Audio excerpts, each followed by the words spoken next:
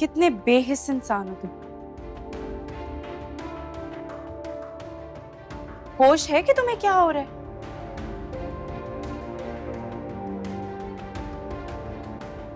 फिक्र भी है? बीवी और बहन को छोड़ दिया है? अरे सारा बेटा, तुम इतने गुस्से में क्यों हो? गुस्सा क्यों ना हो आंटी? जब से मैं मेके जाके बैठी हुई हूँ, हनान तो भूल ही गए कि उसकी कोई बीवी भी है।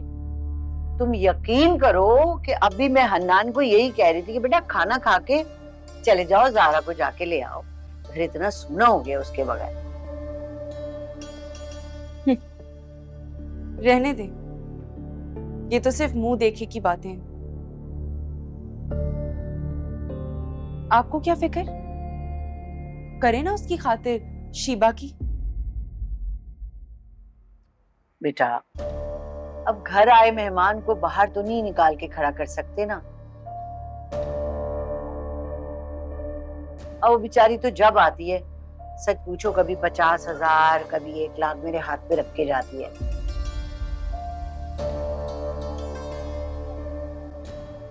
और इस बार तो वो हन्नान को बिजनेस के लिए पैसे देने का भी कह रही है। क्यों? एक बात मुझे समझ नहीं आई, वो क्यों इतना इंटरेस्ट ले रही है आप लोगों में? इंटरेस्ट तो उससे हमेशा से था मुझ में।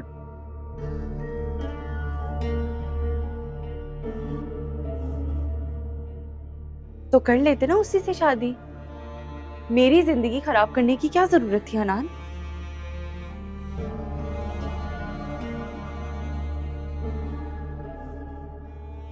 और अभी भी कुछ नहीं बिगड़ा। करनी है ना शादी तो कर लो उससे।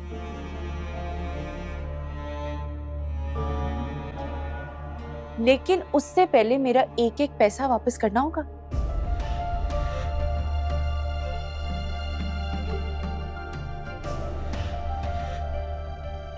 वरना तुम्हें भाई नहीं छोड़ेंगे, और अब तो तुम्हें मैं भी नहीं छोड़ूंगी। अरे ज़ारा मेरी जान, कैसी बातें कर रही हो? मैं सिर्फ तुमसे प्यार करता हूँ।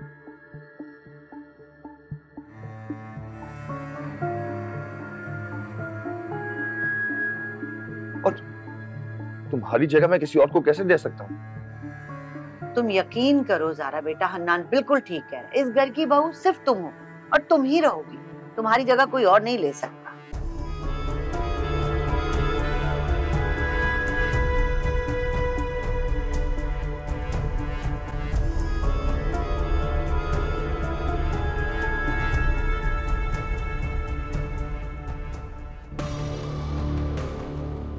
अच्छा ठीक है,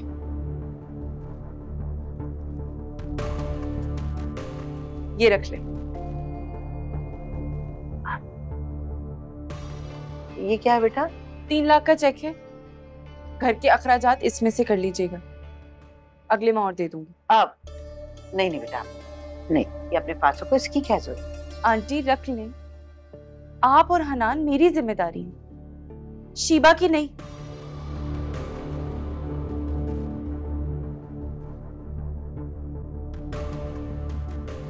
शीबा से पैसे लेना बंद करें।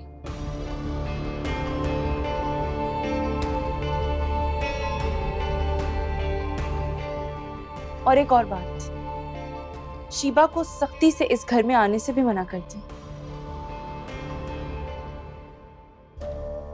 हाँ हाँ बेटा, मैं बिल्कुल मना कर दूंगी, तुम बेफिक्र हो जाओ। तुम बैठ तो जाओ। अच्छा ज़ारा, तुम आज रुकोगी ना? नहीं, मैं जाऊंगी, लेकिन आंटी के हाथ का खाना खा के। हाँ हाँ जरूर। अब ये बिरयानी मैंने बनाई है, तुम खाओ। और बताओ मैं तुम्हारे लिए क्या बना दूं? मीठे में कुछ बना दूं? हाँ।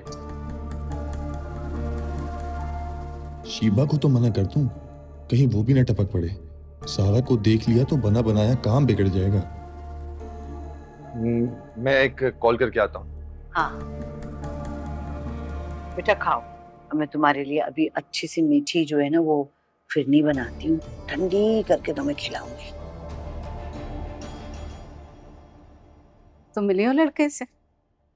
जी, वो अपनी बहन के साथ जब आए थे तब मैंने देखा था उनको। सिर्फ देखा था, मिली नहीं हो, मतलब बातचीत नहीं की? पप्पा और जैन अच्छी तरीके से जानते हैं उन लोगों को। मैं बात करके क्या करती। बेटा, माजिदा और जैन के जानने में और तुम्हारे जानने में फर्क है। तुम्हें जिंदगी गुजारनी है, तुम्हारा पूरा हक बनता है कि तुम उसे जानो, परखो। परखने का क्या फायदा आंटी? और फर्ज करें अगर मैं उनसे बात कर भी लेती तो उनके दिल में क्या है ये तो कभी भी नहीं जान पाऊंगी। जब तक दो लोग मुस्तकिल तौर पे साथ ना रहे, एक दूसरे के बारे में जानना मुश्किल है। तभी तो कहते हैं कि शादी एक जुआ है। हम एक दूसरे को अच्छी तरह जान तो लेते हैं, मगर फिर भी सब कुछ नहीं जान पाते।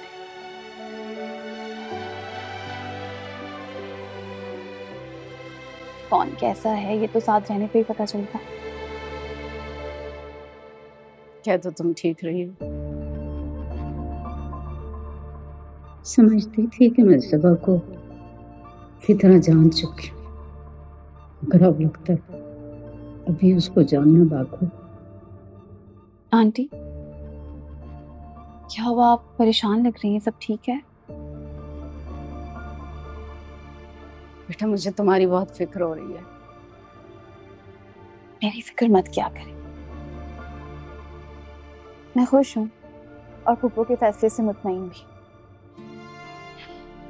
और सच कहूँ तो पहली बार मिलने पे ही मुझे वो लोग अच्छे लगे। अल्लाह करे ऐसे ही हो।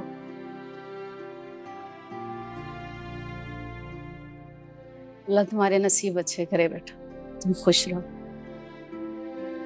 वलीद आ रहा है, रास्ते में है। तुम खाना खा के फ्रेश हो जाओ। मैं ऑफिस से लंच करके आई थी आंटी। भूख नहीं है मुझे।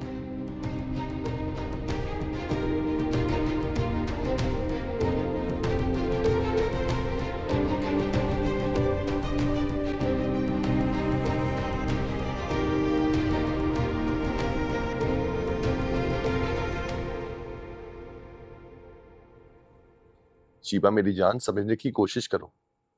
अम्मी की भांजी का एक्सीडेंट हो गया, हमें इमरजेंसी में हैदराबाद आना पड़ा।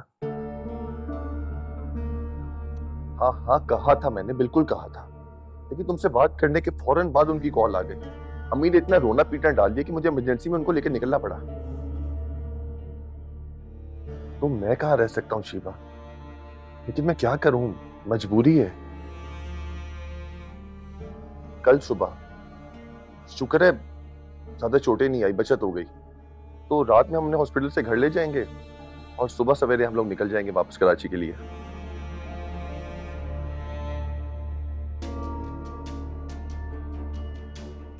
शीबा, मैं इमरजेंसी रूम के बाहर खड़ा हूँ फैमिली के साथ, अच्छा नहीं लगता ना। बस एक दिन की तो बात है, कल सुबह आते ही मैं फ्रेश होकर सीधा तुम्हारे पास आ जाऊंगा, फिर हम लंच पे चले जाएंगे। हाँ जरूर करूंगा। I love you too, Sheeba. Hanan, हाँ हाँ ज़ारा, मैं आ रहा हूँ।